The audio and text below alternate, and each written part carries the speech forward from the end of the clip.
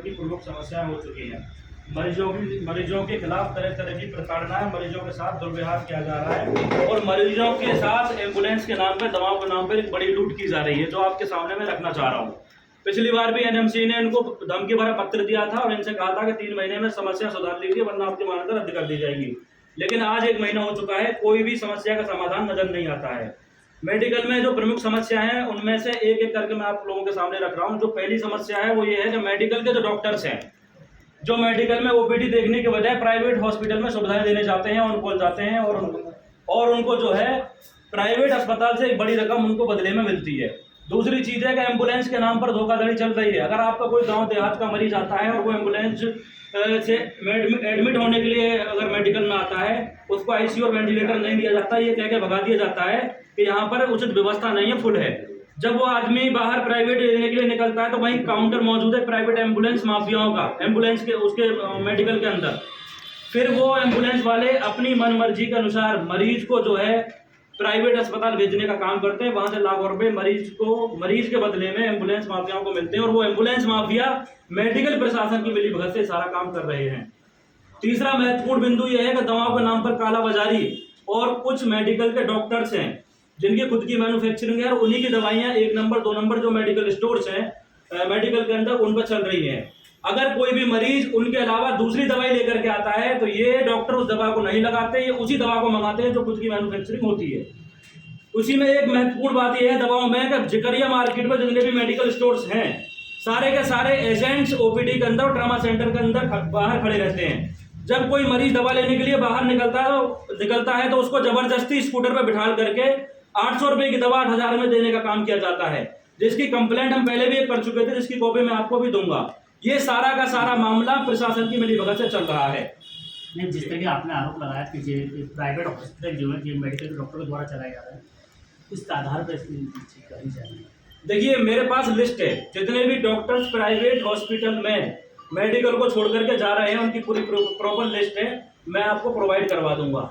और अगर आपको मेरी बातों पर शक है तो आप मीडिया कर्मी, आप जानते हैं कि इन्वेस्टिगेशन करवाई जाए। आप मांग करिए मेरे साथ, जितने भी हॉस्पिटल्स के मैं नाम आपको गिनाने वाला हूं उनके सबके सीसीटीवी फुटेज निकलवा ली जाए। डॉक्टर जितना मैं टाइम बता रहा हूँ उसी टाइम पे वही मिलेगा।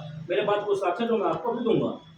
तीसरी चीज, 2 बजे प्राइवेट हॉस्पिटल जैन मेडिकल के doctor, private hospital Jain medical college के बलबूते पर चल रहे हैं और सारे के सारे एमएस, सीएमओ और जनरल सर्जन और डॉक्टर्स ही मिलकर उनको चला रहे हैं। कुछ सीएमओ डॉक्टर्स खुद के उनके प्राइवेट हॉस्पिटल है जिनमें वो सुविधाएं देते हैं। चौथा महत्वपूर्ण बिंदु ये है, रात के 2 बजे लाइन लगती है ओपीडी में मरीज दिखाने के लिए।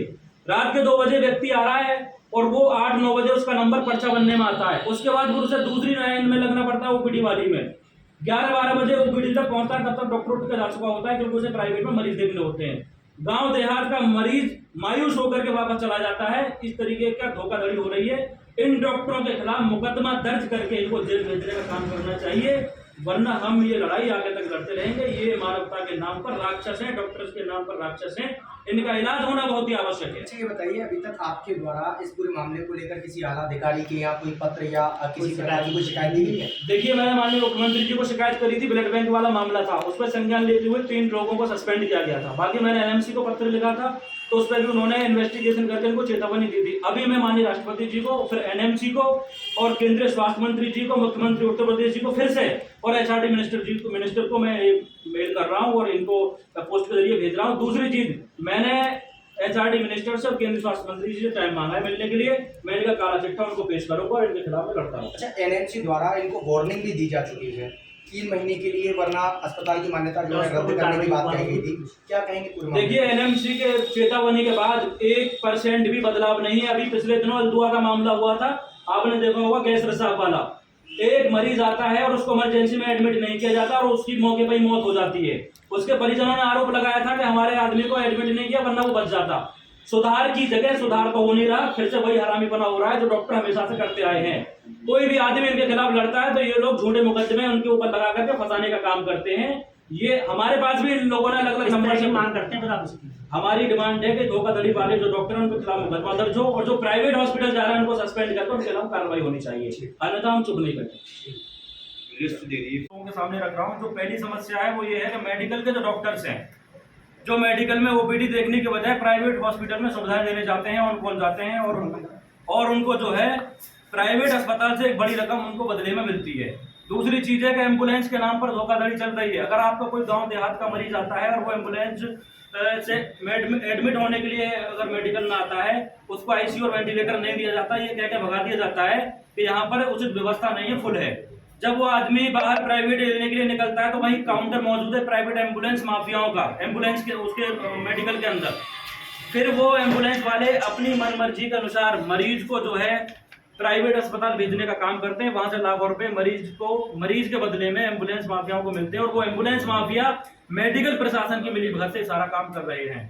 तीसरा महत्वपूर्ण बिंदु यह है कि दवाओं के नाम पर कालाबाजारी और कुछ मेडिकल के डॉक्टर्स हैं जिनकी खुद की मैन्युफैक्चरिंग है, उन्हीं की दवाइयां 1 नंबर 2 नंबर जो मेडिकल स्टोर्स हैं मेडिकल के अंदर उन पर चल रही हैं। अगर कोई भी मरीज उनके अलावा दूसरी दवाई लेकर के आता है तो ये डॉक्टर उस दवा को नहीं लगाते, ये उसी दवा को मंगाते हैं जो खुद की मैन्युफैक्चरिंग होती है।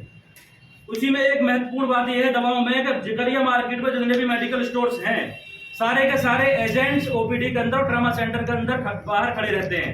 जब कोई मरीज दवा लेने के लिए बाहर निकलता है तो उसको जबरदस्ती स्कूटर पर बिठा करके 800 रुपए की दवा 8,000 में देने का काम किया जाता है, जिसकी कंप्लेंट हम पहले भी कर चुके थे, जिसकी कॉपी मैं आपको भी दूंगा।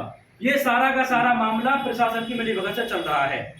नहीं, जिस तरह आपने आरोप लगाया कि प्राइवेट हॉस्पिटल जो है मेडिकल डॉक्टर के द्वारा चलाए जा रहे हैं, इस आधार पर कही जाएगी। देखिए मेरे पास लिस्ट है, जितने भी डॉक्टर्स प्राइवेट हॉस्पिटल में मेडिकल को छोड़ करके जा रहे हैं उनकी पूरी प्रॉपर लिस्ट है, मैं आपको प्रोवाइड करवा दूंगा। और अगर आपको मेरी बातों पर शक है तो आप मीडिया कर्मी, आप जानते हैं कि इन्वेस्टिगेशन करवाई जाए, आप मांग करिए मेरे साथ। जितने भी हॉस्पिटल्स के मैं नाम आपको गिनाने वाला हूं उनके सबके सीसीटीवी फुटेज निकलवा ली जाए। डॉक्टर जितना मैं टाइम बता रहा हूं उसी टाइम पे वही मिलेगा। मेरे पास कुछ साक्ष्य जो मैं आपको भी दूंगा। ठीक। तीसरी चीज 2 बजे प्राइवेट हॉस्पिटल जैन मेडिकल के doctor private hospital Jain medical college के बलबूते पर चल रहे हैं और सारे के सारे एमएस सीएमओ और जनरल सर्जन और डॉक्टर्स ही मिलकर उनको चला रहे हैं। कुछ सीएमओ डॉक्टर्स खुद के उनके प्राइवेट हॉस्पिटल हैं जिनमें वो सुविधाएं देते हैं। चौथा महत्वपूर्ण बिंदु ये है, रात के 2 बजे लाइन लगती है ओपीडी में मरीज दिखाने के लिए। रात के 2 बजे व्यक्ति आ रहा है और वो 8-9 बजे उसका नंबर पर्चा बनने में आता है। उसके बाद फिर उसे दूसरी लाइन में लगना पड़ता है ओपीडी वाली में। 11-12 बजे ओपीडी तक पहुंचता है, तब तक डॉक्टर उठ कर जा चुका होता है क्योंकि उसे प्राइवेट में मरीज देखने होते हैं। गांव देहात का मरीज मायूस होकर के वापस चला जाता है। इस तरीके का धोखाधड़ी हो रही है। इन डॉक्टरों के खिलाफ मुकदमा दर्ज करके इनको जेल भेजने का काम करना चाहिए, वरना हम ये लड़ाई आगे तक लड़ते रहेंगे। ये मानवता के नाम पर राक्षस हैं, डॉक्टर्स के नाम पर राक्षस हैं, इनका इलाज होना बहुत ही आवश्यक है। ठीक है, बताइए अभी तक आपके द्वारा इस पूरे मामले को लेकर किसी आला अधिकारी के यहाँ कोई पत्र या किसी प्रकार की कोई शिकायत दी गई है? देखिए मैंने माननीय मुख्यमंत्री जी को शिकायत करी थी, ब्लड बैंक वाला मामला था, उस पर संज्ञान लेते हुए 3 लोगों को सस्पेंड किया गया था। बाकी मैंने एनएमसी को पत्र लिखा था तो उस पर भी उन्होंने इन्वेस्टिगेशन करके उनको चेतावनी दी थी। अभी मैं माननीय राष्ट्रपति जी को, फिर एनएमसी को और केंद्रीय स्वास्थ्य मंत्री जी को, मुख्यमंत्री उत्तर प्रदेश जी को फिर से और एचआरडी मिनिस्टर को मैं मेल कर रहा हूं और इनको पोस्ट के जरिए भेज रहा हूं। दूसरी चीज, मैंने एचआरडी मिनिस्टर से और केंद्रीय स्वास्थ्य मंत्री जी से टाइम मांगा है।